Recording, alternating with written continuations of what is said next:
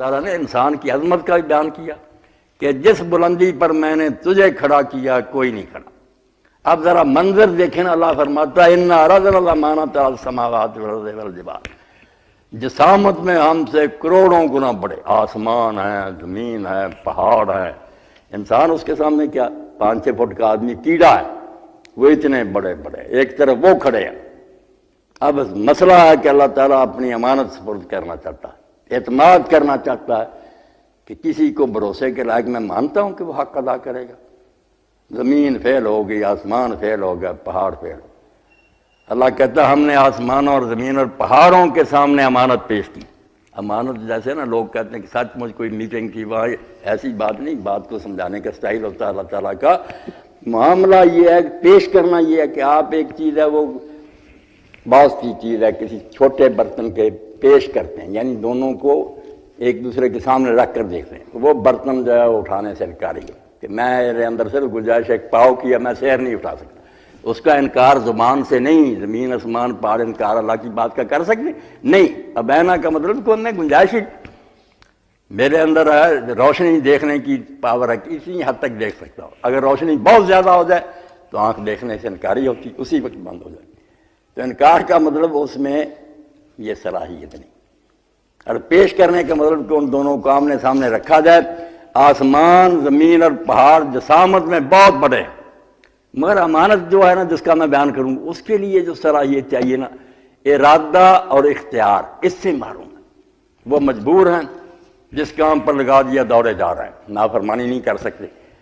مگر یہ جو ہے نا آفت کا پرکالا انسان چھوٹا سا، اس میں ایک خطرناک بم ہے کہ یہ اپنی مرضی کر سکتا، چاہے نیکی کرے چاہے، اس کو جو اختیار ملا ہے نا یہ بہت ذمہ داری کی بات ہے۔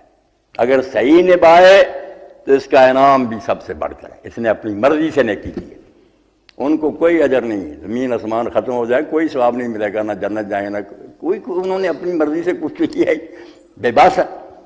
انسان اگر اپنی مرضی سے من شاء فلیؤمن ومن شاء فلیکفر، راستے پر کھڑا درائے پر کافر ہو جائے جی چاہے مومن ہو جائے، مرضی کی بات۔ زبان میں بولنے کی طاقت اللہ نے رکھ دی ہے، اختیار ہے، ذکر کرے یا گالیاں بکتا رہے۔ اور ارادہ بھی ملا اس کو کہ بہت دیر تک نے اس کے دماغ میں بحث ہوتی رہتی ہے، مناظرہ ہوتا ہے کہ یہ کام کروں یا نہ کروں، آپشن موجود ہے، کرنے میں یہ فائدے ہیں، نہ کرنے میں، سارا جانتا رہتا، اس کے بعد فیصلہ کر لیتا، ارادہ ہو جاتا پھر اپنی مرضی سے۔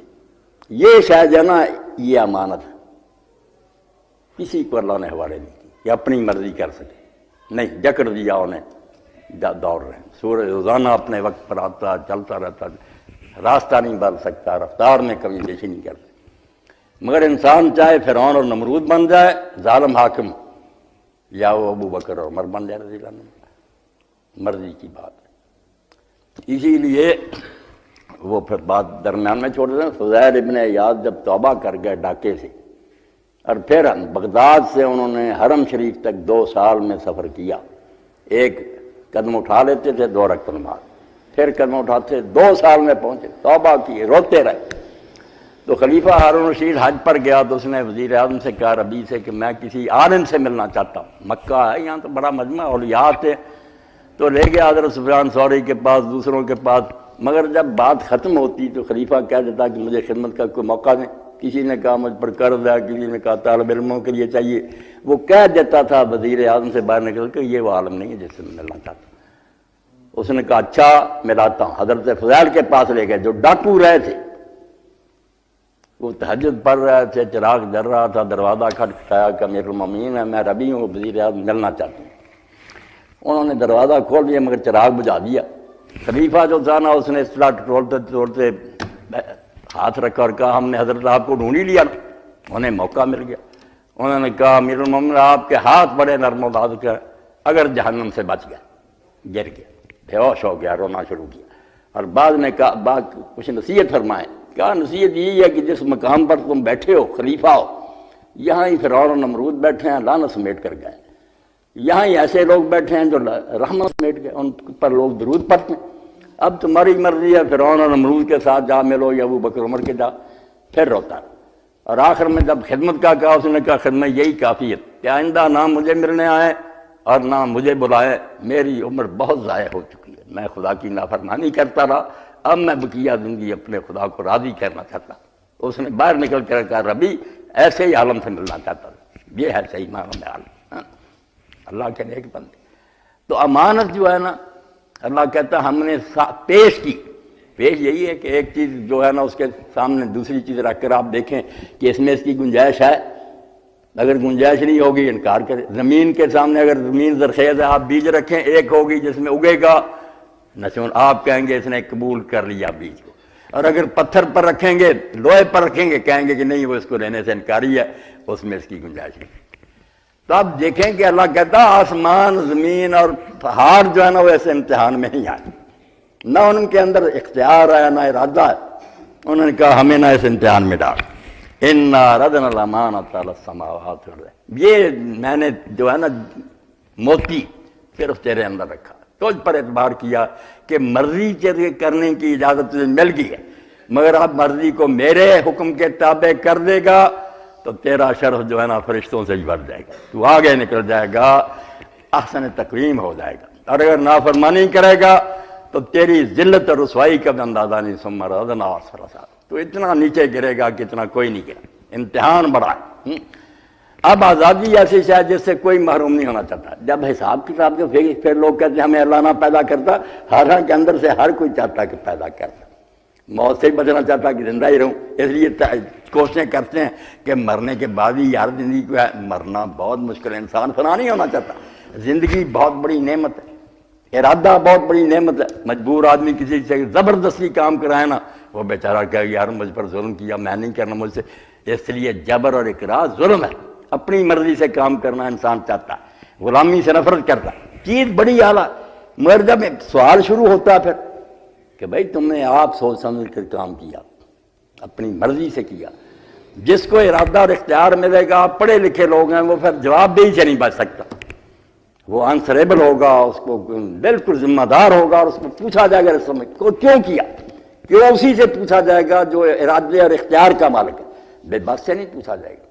اگر کسی زبردستی کام کیا جائے، شریعت بھی یہ کہتی ہے کہ نہیں، کفر تک کا اللہ نے سورہ نحل میں کہا کہ اگر زبردستی کفر کے کرنے کہلا دیں کافر، اتنا ماریں قتل کی جائے کہ بیچارہ کفر بک دے، بلال کی طرح سارے مار تو نہیں کھا، تو اللہ نے کہا الا من اکرہ وقلبہ مطمئن، اگر دل اطمینان ہے اس کا ایمان پر، مگر ظاہری اس نے کلمہ کفر، کوئی گناہ نہیں، یعنی مجبوری کو اللہ کہتا ہے یہ کوئی شان نہیں، انسان جو اپنی مرضی سے کام کرے صرف اس کا میں ثواب دوں گا یا اس پر عذاب دوں گا۔ آزادی بڑی نعمت ہے اور زندگی بڑی نعمت ہے، مگر اس کے ساتھ چمٹا ہوا یہ کہ جواب کیوں کا دینا پڑے گا۔ اسی لیے آپ دیکھ لیں مسلم معاشرہ ہو یا غیر مسلم، مشرق سے مغرب تک، کافر ہے یا مومن، انسان کو جواب دہ سمجھتے، کہیں کوئی آدمی نہیں کہہ سکتا ہوش والا کہ نہیں جی میری مرضی میں نہیں، ٹریفک کے قواعد کیوں توڑے، یہ قانون کے خلاف کیوں کیا، کیوں پوچھتے ہیں ان سے، قانون بنے ہوئے ہر ملک میں، جان نہیں چھڑا سکتے، جو بے بس اور مجبور ہو اس کو سب معافی دے دیں کہ یہ پاگل ہے دیوانہ، اس کو کوئی نہیں سزا۔ اللہ کہتا ہے ذرا ہوش کر کہ اس دنیا میں تیرا مقام کتنا بلند ہے، کہ آسمان زمین پہاڑ اس نعمت سے محروم ہے، کسی کو میں نے ارادہ نہیں دیا، کسی کو اختیار نہیں دیا، تجھ کو یہ نعمت دی۔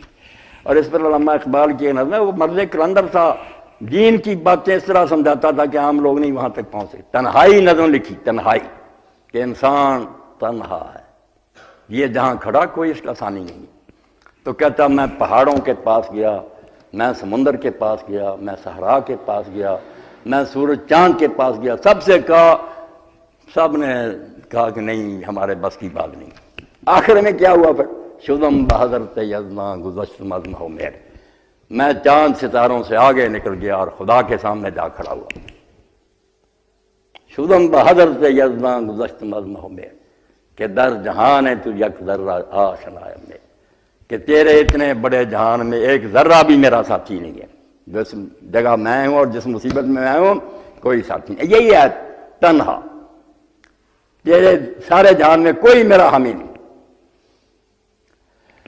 یہ دنیا جو تو نے بنائی ہے بہت آرام، چمن خوشست ولے در خورے نواہم لے، یہ باغ بہت عمدہ مگر میرے چاہنے کریں، نہ سورج میرا ساتھی ہے، نہ آسمان ساتھی ہے، نہ پہاڑ ہے، تو سب کچھ بہت زیادہ بنایا مگر میں جو پھنسا ہوا انسان کوئی میرا ساتھی نہیں،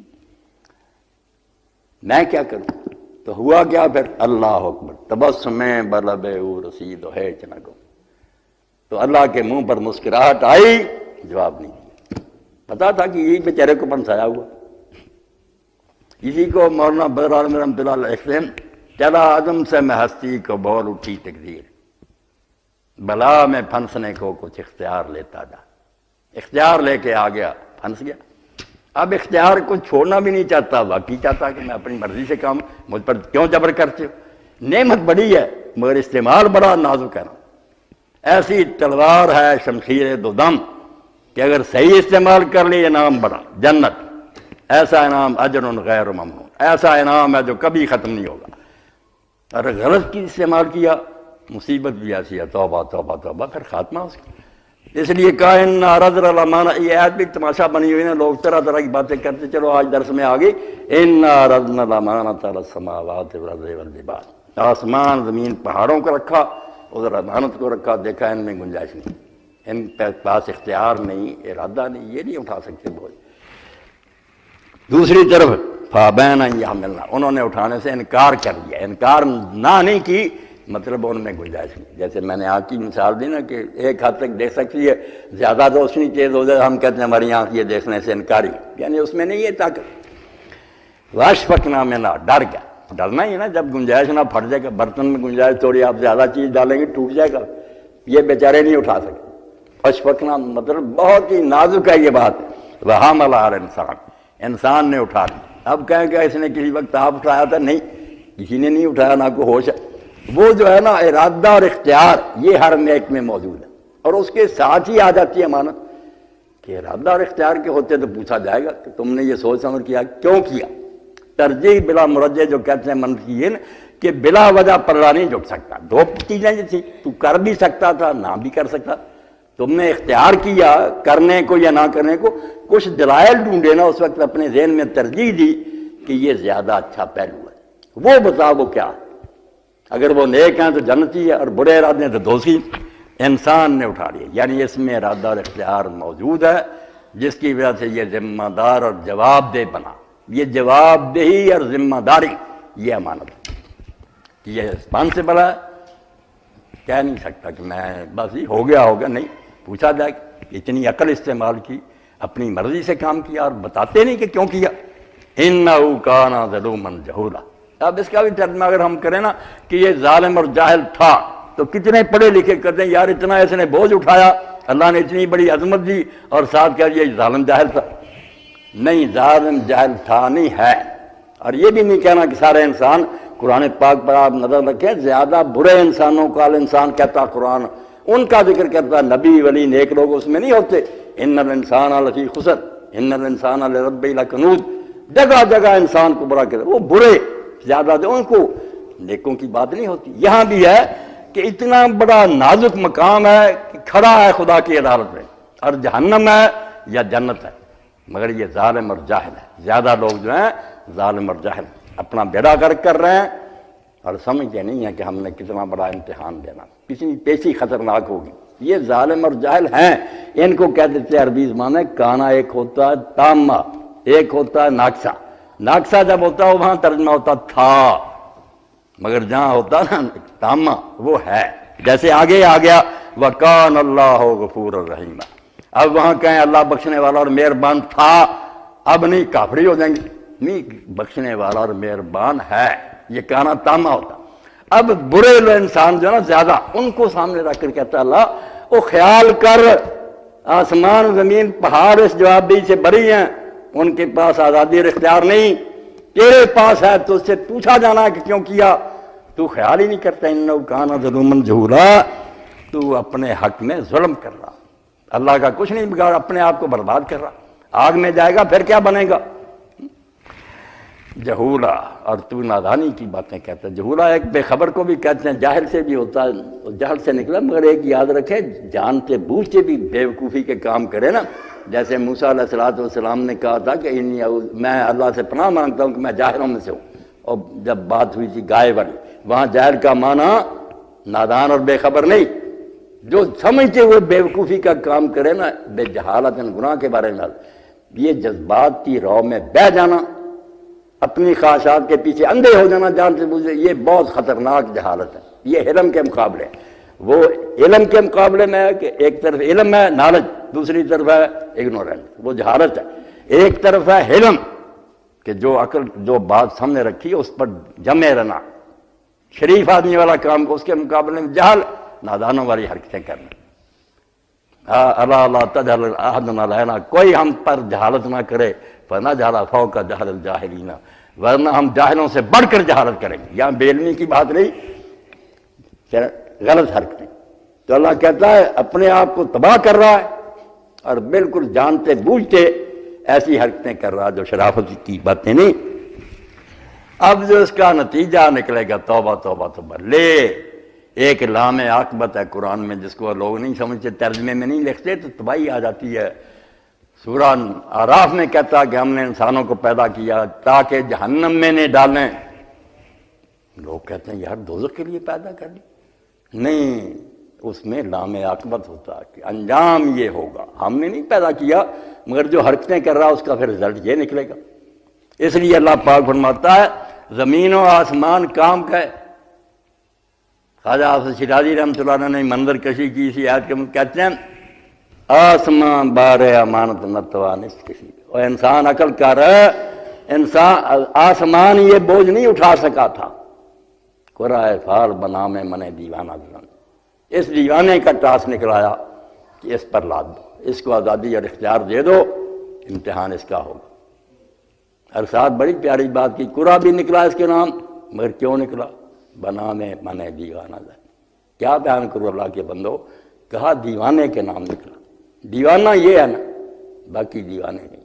یہ کبھی محبت میں اس طرح دیوانہ ہو جاتا ہے کہ بالکل نہ دیکھتا ہے کہ پہاڑ ہے مصیبتوں کے، مگر چھڑانگ لگا دیتا ہے۔ یہ کسی فرشتے نے نہیں کیا، کسی دوسری مخلوق نے نہیں کیا کہ جانتے بوجھتے موت کی طرف جائے۔ جب میدان عہد میں سے لوگ دوڑ گئے تو حضرت انس بن نضر جا رہے تھے دودھ کی طرف، کافروں کی طرف، تو لوگوں نے کہا تم ادھر جا رہے ہیں، کہا جنت کی خوشبو آتی۔ شہید ہو گئے، 70 زخم تھے، اور بہن نے صرف جتنا انگلی سے پہچانا کہ بھائی کی لاش، ورنہ سارا ٹکڑے ٹکڑے ہو گیا۔ تو دیوانہ جو بن گیا کہ کسی میں یہ نہیں کہ وہ قربانی دے اللہ کے دین کے لیے انسان دیتا۔ اور آپ نے دیکھا کہ میدان کربلا میں بھی کیسا ہوا پھر، حدیث عشق دو بابست کربلا و دمشق، شاعر کہتا 2 ہی چیپٹر ہے نا عشق کی کتاب کے، ایک کربلا ہے ایک دمشق ہے، یک حسین رقم کر دو دیگر زینب، ایک حسین نے لکھ دیا کربلا میں، ایک زینب نے وہاں دمشق میں لکھا کہ ظالموں کے درباروں میں وہ خطبے دیے کہ امام ابن حجر صحابہ میں لکھتے ہیں اب صحابہ کے حالات پر کہ اس وقت اتنی جرت اور دلیری، 18 اپنے ہی قتل ہو گئے تھے، باقی ساتھی تو فاطمہ کی اولاد سے 18 تھے، سارا منظر دیکھا تھا اس بچی نے، مگر وہاں جب لیکچر دیے یوں معلوم ہوتا تھا کہ قبر میں سے علی نکل کر آ گیا، اتنی دلیری اور جرت۔ یک حسین رقم کر دو دیگر زینب، اس لیے اقبال کہتے ہیں فرشتوں سے اللہ نے صرف سجدہ مانگا کہ تم سجدہ کرو تمہارے لیے یہی کافی، مگر انسان سے اس سے زیادہ مانگا کہ سجدے بھی کرنے اور سر بھی کٹوانا۔ اس لیے یہ بیچارہ بال مرتبے کا حامل ہے بشرطے کہ اس کو سنبھال کر رکھے۔ تو فرمایا آسمان زمین پہاڑ جو نا ان کو بھی ہم نے جانچا، ان میں یہ نہیں اس صلاحیت تھی، انسان میں تھی، اس کو ارادہ اور اختیار دے دیا۔ اب رزلٹ کیا نکلے گا؟ لِيُعَذِّبَ اللَّهُ الْمُنَافِقِينَ وَالْمُنَافِقَاتِ وَالْمُشْرِكِينَ وَالْمُشْرِكَاتِ، جو حق نہیں ادا کریں گے اپنے منصب کا، اتنے عظیم ہوتے ہوئے کمینے بنیں گے، ان کو پھر سزا بھی اللہ تعالیٰ بہت سخت دے گا۔ انجام یہ ہوگا پھر منافقوں کو، مرد عورتوں کو، مشرکوں اور مشرکات، یہی 2 بڑے گروہ ہیں باغی۔ مسلمان سے گناہ ہو جائے تو وہ مانتا کہ گناہ ہے، شرمسار ہوتا، معافی مانگتا۔ جو منافق اور بے ایمان اندر سے مانتے ہی نہیں نبی سچا، بے ایمان، وہ شرک کریں فرمائے نہیں تو پھر اللہ سخت سزا دے گا۔ جب عدالت میں کھڑے ہوں گے کٹہرے میں، پوچھے گا کہ کیوں یہ کام کیے، نبی بھی آئے کہ تم نے نہیں مانا، اب جہنم ہی تمہارا انجام ہے۔ ایسی سزا ہے کہ یہ ختم نہیں ہوگی اب۔ وَيَتُوبَ اللَّهُ عَلَى الْمُؤْمِنِينَ وَالْمُؤْمِنَاتِ، اللہ تعالیٰ نے توبہ کا لفظ استعمال کیا۔ توبہ بندے کے لیے بھی آتا، بندہ توبہ کرتا، اللہ بھی توبہ کرتا۔ بندے کی توبہ ہوگی، آگے الہ ہوگا، حرف الہ آئے گا، حرف جار کہ گناہ سے باز آ کر نیکی کی طرف پلٹ آئے گا، اللہ سے دور ہو گیا کہ اللہ کی طرف الہ ادھر پلٹ آیا۔ جب اللہ کا ہوگا وہاں پھر اللہ عین کے ساتھ یتوب اللہ علی المؤمن والمؤمنات، بہت شفقت کا کلمہ، اردو زبان اس کی متملی کہ حق ادا کر سے کہا، پھر رحمت اور شفقت سے اس کی طرف اللہ متوجہ ہوگا۔ بس جو نیک ہوں گے مومن مرد عورتیں، اللہ پیار سے ان کو دیکھے گا اور شفقت کی نگاہ ڈالے گا، اور جن کو بری سزا دی قرآن میں سب سے بڑی سزا یہ آتی کہ اللہ ان کی طرف دیکھے گا نہیں، ان سے بات نہیں کرے گا۔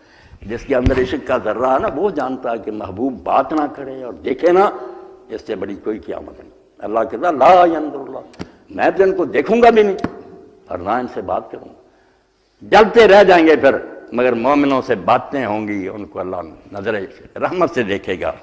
وَكَانَ اللَّهُ غَفُورًا رَحِيمًا، اور بہت ہماری تسلی کے لیے فرمایا کہ اللہ بہت بخشنے والا، بہت رحم کرنے والا۔ اگر تم حق ادا کرنے کی کوشش کرتے رہو گے، میں سمجھتا ہوں کہ تمہارا مقابلہ بہت سخت دشمن سے، ابلیس ہے، تمہارا اپنا نفس ہے، معاشرہ ہے، ساری خامیاں کمزوریاں تمہارے ساتھ ہیں، مگر یہ نہ ہو کہ گر پڑے اور وہیں دھرنا جما کر بیٹھ گیا۔ یہ نہ کرنا اپنے باپ آدم علیہ السلام کی طرح کرنا کہ گرا مگر پھر اٹھا اور پہلے سے زیادہ مرتبہ پا لیا۔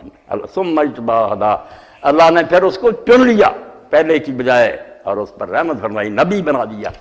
گر کر اٹھنا پھر کوئی بات نہیں، گرتے پڑتے آؤ گے، میں کہوں گا کہ واقعی شاباش ہے، تم نے بڑا مقابلہ کیا، کمیاں کوتاہیاں ہوں گی۔ وَكَانَ اللَّهُ غَفُورًا رَحِيمًا، دیکھیں نا غافر الذنب بھی قرآن میں آتا ہے، مگر یہاں غفور کا غفور مبالغہ کا سیکھا کہ اللہ تعالیٰ بہت زیادہ بخشنے والا۔ پرواہ نہ کرو، نیتیں نیک ہوں گی تو اپنی حد تک تم چلتے رہے، رخ سیدھا رہا، منزل نہیں بدلی، تو پھر اللہ تعالیٰ کوتاہیاں بخشنے والا ہے، بہت بخشے گا۔ رحیمہ، اور وہ بہت مہربان ہے، یہ بھی مبالغہ اور صفت مشبہ ہے کہ ایسا ہمیشہ رحم کرنے والا، کبھی ظلم نہیں کرتا۔ جس کو ہم کہتے ہیں نا عذاب اور سختی، یقین جانے وہ بھی رحمت ہوتی ہے۔ جیسے سانپ کو مارنا انسانوں کے حق میں رحمت، ظالموں کو سزا نہ ملے نیکوں کو مار دیں۔